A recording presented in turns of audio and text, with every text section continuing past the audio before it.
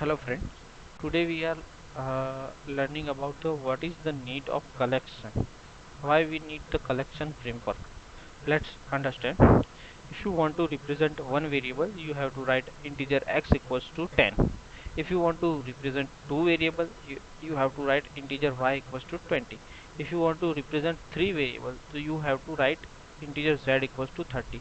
But if you want to represent n variable, so you have to write n number of variables for representing n variables. So this is the worst kind of programming practice. So we so overcome for this problem we should go for array concept. तो array में क्या होता है, तो हम array को size size define करके हम बता सकते हैं कितने वेरिएबल को हमको स्टोर करना है. Like student s equals to new student 10,000. तो यहाँ पे आप 10,000 स्टूडेंट ऑब्जेक्ट को स्टोर कर सकते हो और उसको गेट करने के लिए इंडेक्स बेस आप गेट कर सकते हो.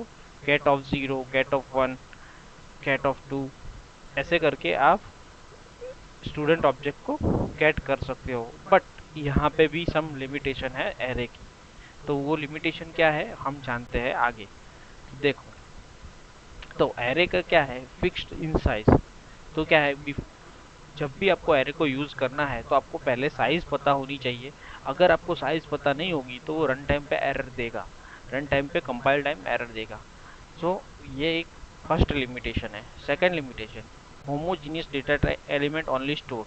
तो एरे में क्या होता है, ओनली होमोजीनियस डेटा टाइप ही स्टोर होता है. अगर आपने स्टूडेंट ऑब्जेक्ट का एरे बनाया है तो आप खाली स्टूडेंट ऑब्जेक्ट को ही स्टोर कर सकते हो, दूसरे ऑब्जेक्ट को नहीं स्टोर कर सकते हो. और अगर आपने ऑब्जेक्ट टाइप का एरे बनाया है तो आप सभी ऑब्जेक्ट को स्टोर कर सकते हो बट प्रिमिटिव डेटा टाइप को स्टोर नहीं कर सकते हो. तो there is third problem, there is no underlying data structure.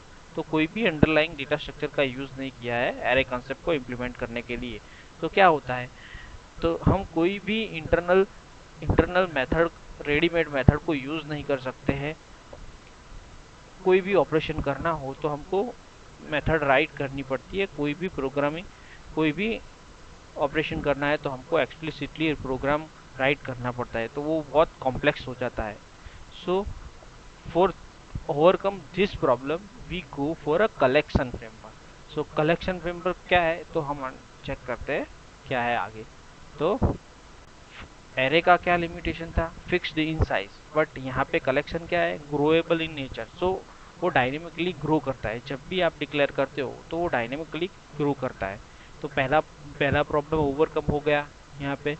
Second second second benefit, store homogeneous and heterogeneous data type both. तो कलेक्शन क्या करता है, बोथ ही डेटा टाइप को स्टोर करता है, homogeneous and heterogeneous data type both. So second problem भी solve हो गया.